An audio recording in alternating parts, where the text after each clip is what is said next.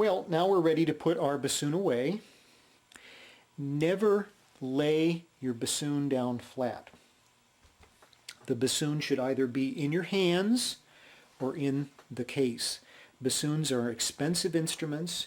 Even a lesser expensive instrument like this one out of polypropylene will still be several thousands of dollars in cost. So you want to be sure to take care of your bassoon very well.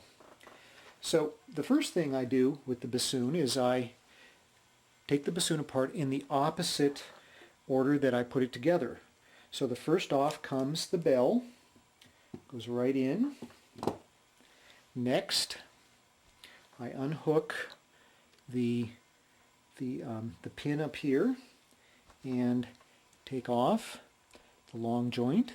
I'm holding it up here to twist it like this, and then taking it out, putting that in. None of the water gets in these two joints. All of the water is in the tenor joint, going down from where the bocal was all the way down into the boot joint.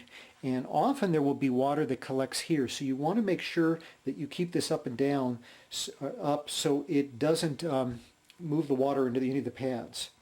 Okay, at this point then, holding the bassoon in a place that won't damage the keys, holding the wing joint up here, I pull out the wing joint and I gently set that in the case. We will swab that out later. Then I take out my swabs, and this particular case has a couple of swabs. And it's very important that you use the right swab for the right joint. One swab is going to be bigger than the other swab. The bassoon is a conical bore instrument, which means that coming down from the bocal, coming down from the reed, the bore gets gradually bigger and bigger. And you can see it's a smaller bore here, and as it comes out the other end, it gets to be bigger. With conical bore instruments, it's best to swab from big to small. This particular swab has a little chain at the end. Drop it down, and shaking it, it will go around the boot joint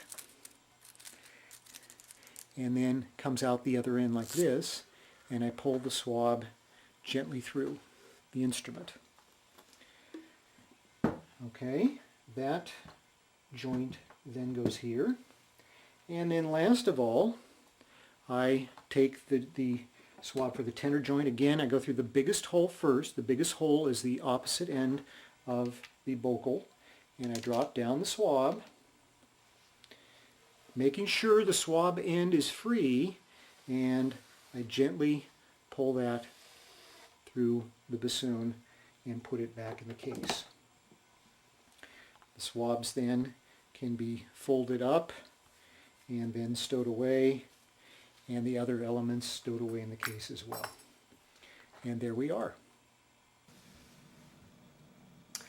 Thank you for viewing this video. If you're interested in more information, I've written an article titled Teaching the Beginning Bassoonist. This is available on the website of the International Double Reed Society, and you can get the information on this article, the link on this article, as well as some other information by visiting the website toreed.net. Thank you.